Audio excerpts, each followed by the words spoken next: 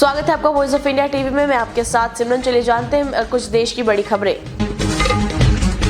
Supreme court ने गरीब आदमी का ख्याल रखते हुए अपना फैसला पलट दिया। सुप्रीम कोर्ट ने गुरुवार को कहा कि सिविल और क्रिमिनल मामलों में निचली अदालत या हाई कोर्ट की ओर से लगाई गई रोक खुद ब खुद रद्द नहीं हो सकती।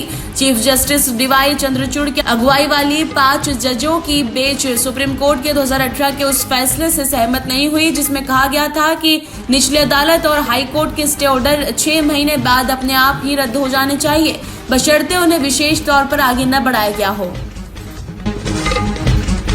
एलपीजी सिलेंडर के दाम बढ़ गए। 19 किलोग्राम वाले कमर्शियल एलपीजी गैस सिलेंडर की कीमतें आज से 25 रुपए बढ़ गई। दिल्ली में 19 किलोग्राम वाले वाणिज्यिक एलपीजी सिलेंडर की खुदरा कीमत 1795 रुपए प्रति सिलेंडर हो गई है।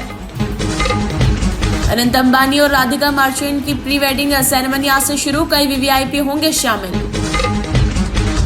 3 मार्च को होगी किसान संगठनों की अगली बैठक, आगामी रणनीति को लेकर होगी चर्चा।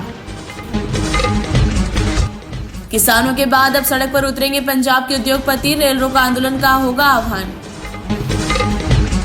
भाजपा के केंद्रीय चुनाव समिति की बैठक, अभी भी जारी हो सकती है उम्मीदवारों की पहली लिस्ट। दिल्ली एनसीआर में बारिश का ऑरेंज अलर्ट, तेज हवाओं के साथ बरसेंगे बादल। दिल्ली में बीजेपी के मुख्यालय में पार्टी की केंद्रीय चुनाव समिति की बैठक हुई शुरू। बीजेपी के मुख्यालय में पार्टी की केंद्रीय चुनाव समिति की बैठक चल रही है। पीएम मोदी इस बैठक की अध्यक्षता कर रहे हैं। इस बैठक में पार्टी के वरिष्ठ नेता जेपी नड्डा, राजनाथ सिंह, अमित शाह समेत कई दिग्गज नेता शामिल हुए। आगामी लोकसभा चुनाव की तैयारियों की समीक्षा करने के लिए मुख्य चुनाव आयुक्त राजीव कुमार और अन्य अधिकारी उत्तर प्रदेश के लखनऊ पहुंचे। हिमाचल में पहले कैबिनेट मीटिंग बीच में छोड़ी, अब 6 बागी कांग्रेसियों से मिले सरकार के मंत्री विक्रमादित्य सिंह।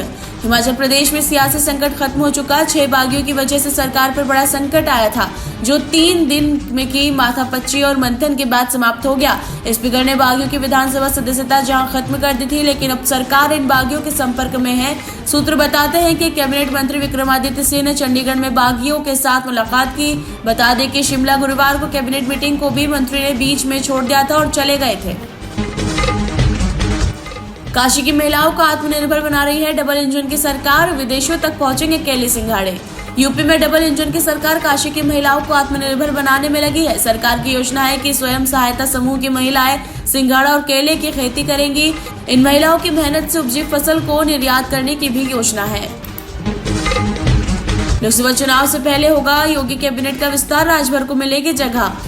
आरएलडी कोटे से भी बनेंगे मंत्री।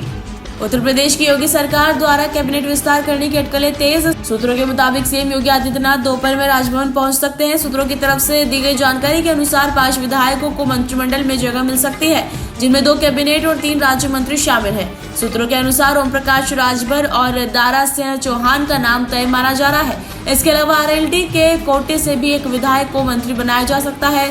बीजेपी कोटे से भी एक विधायक को मंत्री बनाया जा सकता है।